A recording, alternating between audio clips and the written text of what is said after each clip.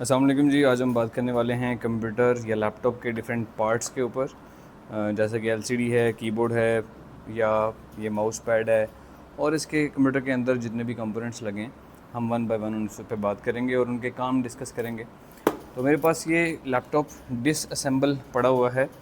जैसा कि ये एक पार्ट है कीबोर्ड, लैपटॉप इधर से कनेक्ट होता है। यहाँ पे कुछ कीबोर्ड्स के यहाँ पे चिप लगी होती है, यहाँ से कनेक्ट होते हैं। कुछ कीबोर्ड्स के यहाँ पे वायर्स लगी होती हैं, वो वायर्स पीछे जाके कनेक्ट हो जाती हैं और ये कीबोर्ड से यहाँ से ऑपरेट हो जाता है।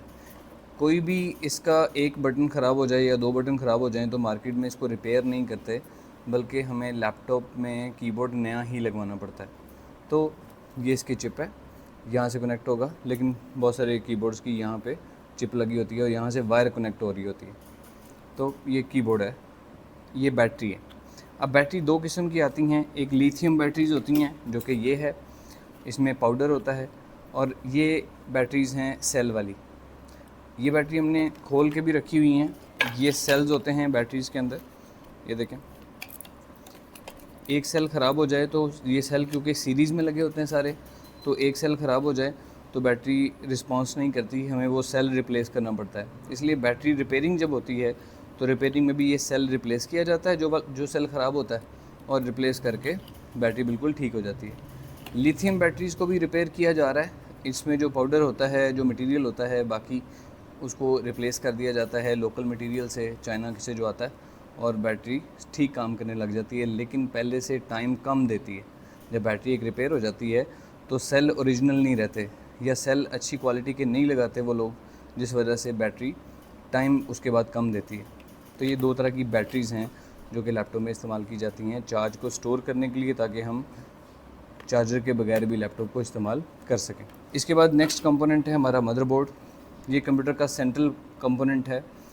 इस मदरबोर्ड पे ही सारी डिवाइसेस आके इकट्ठी होती हैं। जैसे यहाँ पे प्रोसेसर लगता है, यहाँ पे रैम लगती है, ये सारे आईसीज़ लगे हुए हैं, कैपेसिटर्स लगते हैं या रजिस्टर्स लगते हैं, डिफरेंट कंपोनेंट्स हैं। और जो पोर्ट्स हम जिन पोर्ट्स में एलसीडी लगाते हैं, यूएसबी लगाते हैं, वो पोर्ट्स भी मदरबोर्ड पे ही लगी होती हैं।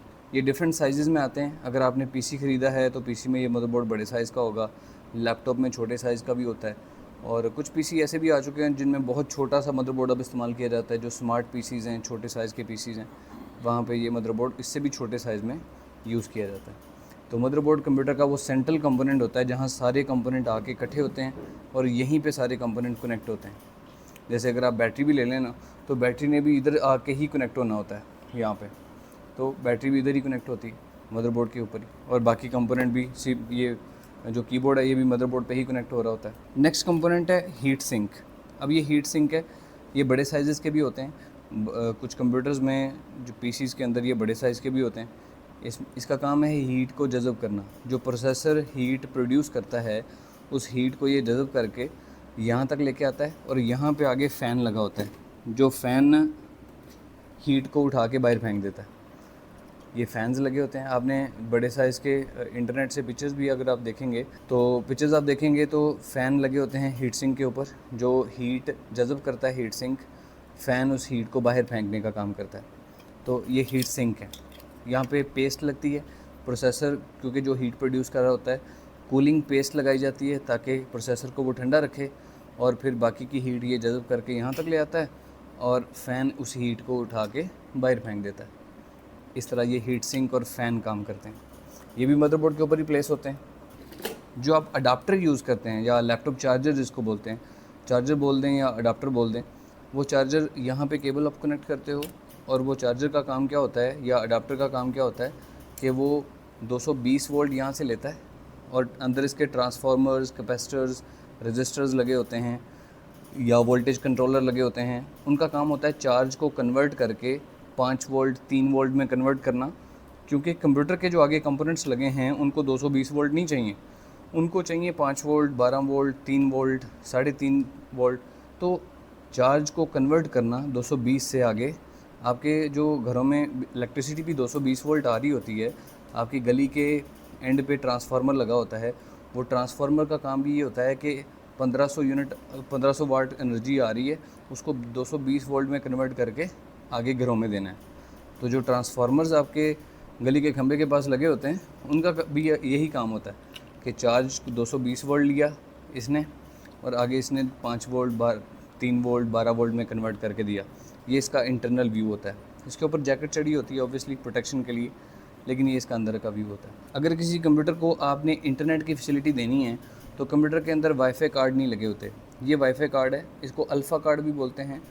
ये वाईफाई इंटरनेट कार्ड है जो कि आपके कंप्यूटर के साथ कनेक्ट किया जाता है और कनेक्ट होने के बाद ये यूएसबी पोर्ट में रहता है और ये आपका कंप्यूटर फिर इंटरनेट के सिग्नल्स कैच करना शुरू कर देता है। या अक्सर औक़ात लैपटॉप्स में भी जो इंटरनल वाईफाई कार्ड लगे होते हैं वो ख़राब हो जाते हैं, तो फिर बाहर से एक्सटर्नल लगाया जाता है ताकि कंप्यूटर वाईफाई के सिग्नल्स को कैच करे और हमें इंटरनेट की फैसिलिटी कंप्यूटर पे या लैपटॉप पे मिल सके। अगर लैपटॉप का इंटरनल ख़राब हो जाए तो एक्सटर्नल लगता है बाहर से, ये सस्ता ही आ जाता है, ज़्यादा महंगा नहीं होता।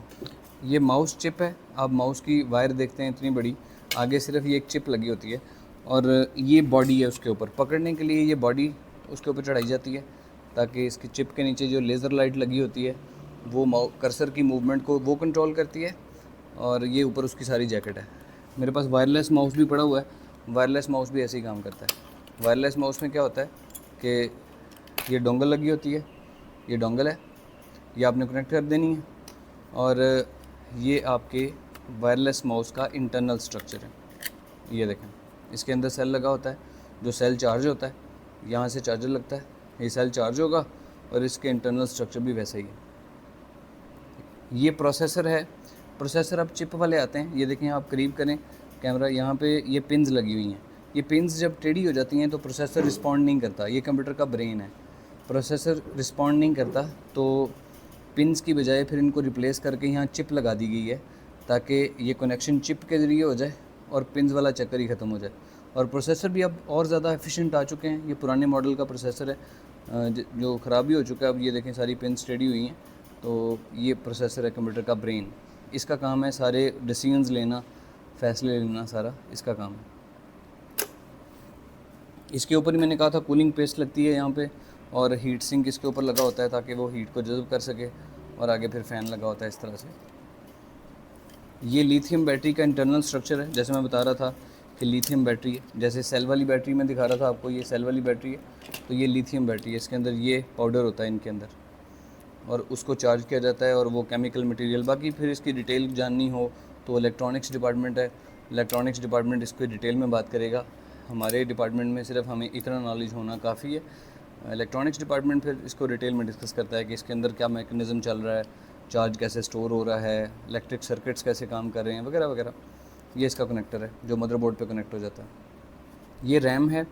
प्रोसेसर जिस डाटा को प्रोसेस करता है, रैम वो डाटा हार्ड डिस्क से उठा के प्रोसेसर तक पहुंचाती है, क्योंकि प्रोसेसर डायरेक्टली हर दफ़ा हार्ड डिस्क से डाटा लेने नहीं जा सकता। तो रैम टेम्परेरी मेमोरी होती है।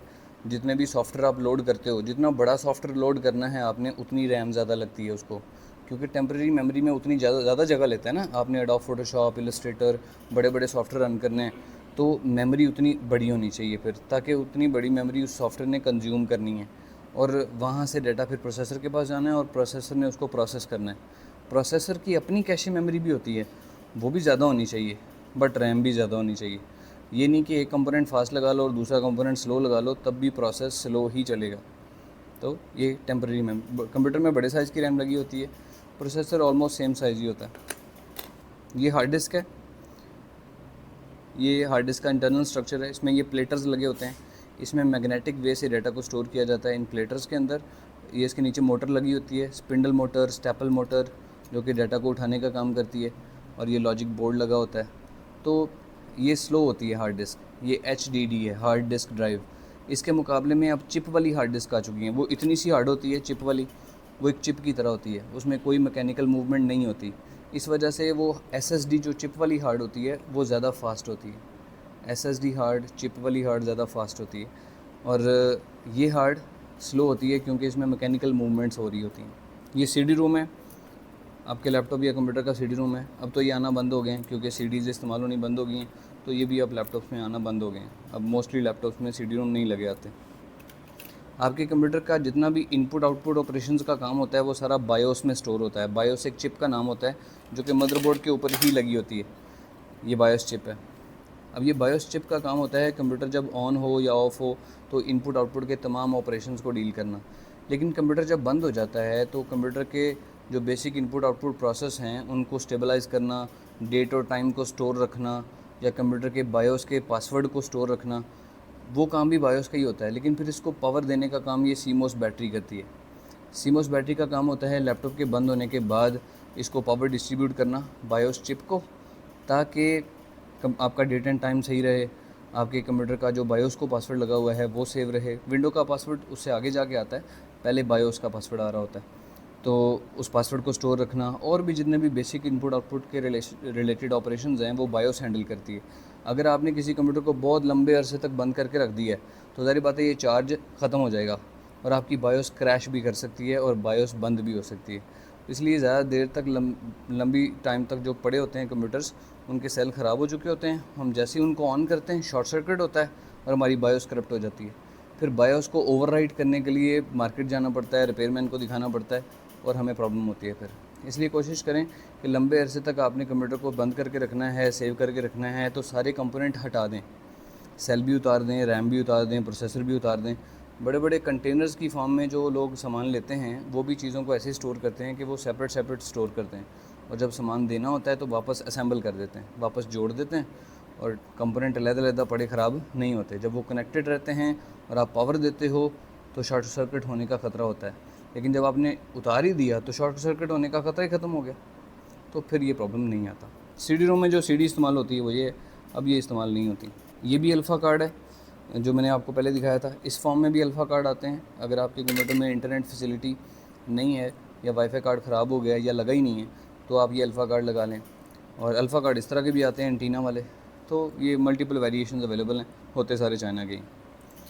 तो ये सारे कंपोनेंट मैंने वन बाय वन आपको दिखाए। इन कंपोनेंट्स को आप इंटरनेट से इनकी डिफरेंट वेरिएशंस देख सकते हैं। इंटरनेट पे वन बाय वन इनको सर्च करें। जब आप सर्च करेंगे तो आपको ढेरों वेरिएशंस इसकी मिलेंगी कि ये क्या क्या करते हैं और किस कंपोनेंट का क्या क्या साइज़ होता है, कितनी तरह के कंपोनेंट्स होते हैं। अब मैं आपको दिखाने लगा हूँ कि ये कंपोनेंट कंबाइन फॉर्म में कैसे आपको नज़र आते हैं। ये देखें, ये LCD है। अब ये LCD की ये वायर्स हैं, तो ये वायर्स मदरबोर्ड पे कनेक्ट होती हैं जाके। इसी तरह अब ये लैपटॉप है, इसमें सारा कुछ कंबाइन फॉर्म में लगा हुआ है।